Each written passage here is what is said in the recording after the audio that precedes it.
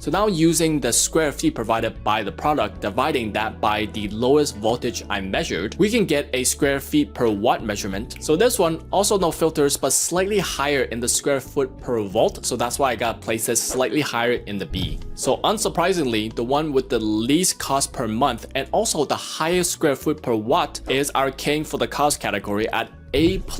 So that's why for some, although you gotta pay for filters, doesn't mean it's more expensive in the long run. So even though the Evapor 40 was the second highest in terms of this measurement, its filter cost was quite a bit. So that's why I gotta give it a C.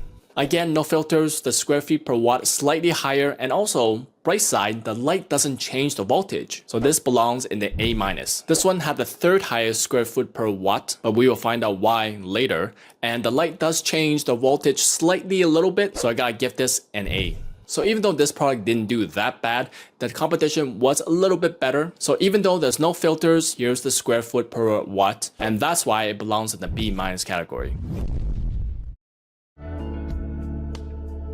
So we finally made it. We came to the end where we can rank every single thing and determine which is the best product. And I think we all saw this coming. Even though it had great capacity, it lacked very much in a lot of areas. It was the loudest one, it couldn't clean the water tanks, it had poor build quality, it was hard to transport, loud glugs, sounds once in a while, and filters that you have to replace that are also more costly than the Honeywell. And overall, just look at it, no one would be thrilled to have this in their home or to get it as a gift. It is not a good looking thing. So we can say goodbye forever.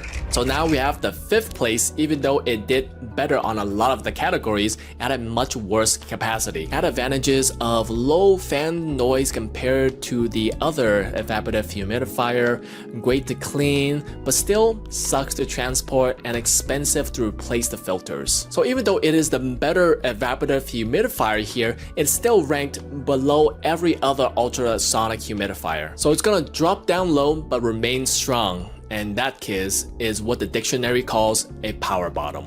So now we have the worst of the best, the least impressive ultrasonic humidifier. It had decent capacity, few annoyances, pretty energy efficient, but can't turn off the button light and couldn't clean the actual tank. It's a pretty decent humidifier. It kind of is middle of the range on all categories, and not to mention, if we were counting looks, this would be a definite A in the looks department. Great gift for everybody.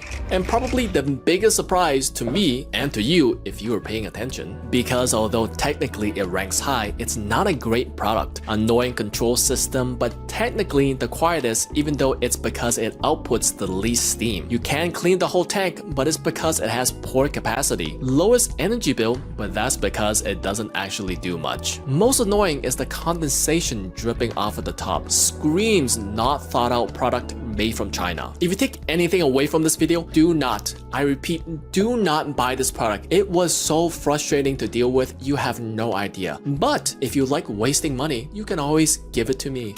Probably the best budget ultrasonic humidifier that you can get. It has the second highest capacity, simple controls, the knob was crazy satisfying, lowest noise, can clean everything, and just a few flaws overall. But it doesn't cover too large of an area compared to watts. It's a bit too simple and basically 2 modes and no other features. This is great for someone who wants a no BS humidifier and also has a small workspace. And although I ranked the Pure for A in looks, this might get an S in looks. I love the frosted glass, even though it is a little hard to see inside the water levels. I don't think this was a surprise to anybody. The big brother Levoit performed the best. Largest tank capacity for ultrasonic humidifier, auto humidity, night lights, no light option, essential oil tray, low noise, can clean everything, fewest flaws, and medium energy output. I'll be honest, I usually don't like name brands because they tend to charge the highest, but we can see why. They really thought out all the features and functionality that you would want and don't want, and have made changes and changes and changes to get a really good humidifier. Not saying this is the best, but from what I've tested, it was really good. So now for my personal choice, and we all know who that's gonna be, and it's the last place humidifier.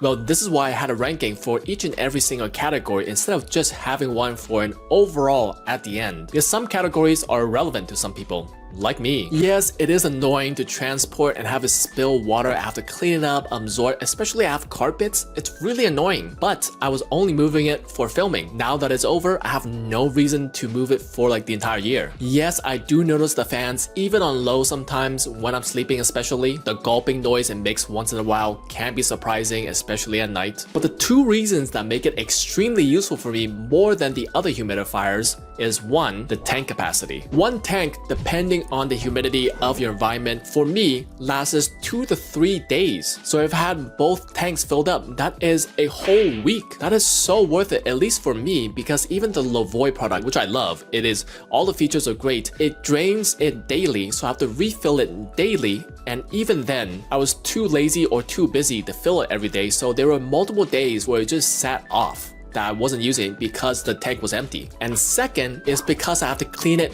way less, maybe a few times a year versus a few times a month for ultrasonic humidifiers. Because of the way they can spread germs and bacteria from the water tank, you really have to be diligent to cleaning them. Yes, that would mean I have to buy filters, but I honestly don't mind. And even then, I might actually just make filters, because the filters are just a vehicle for water to absorb and kind of blown out to create humidity. So I don't need actual specific filters.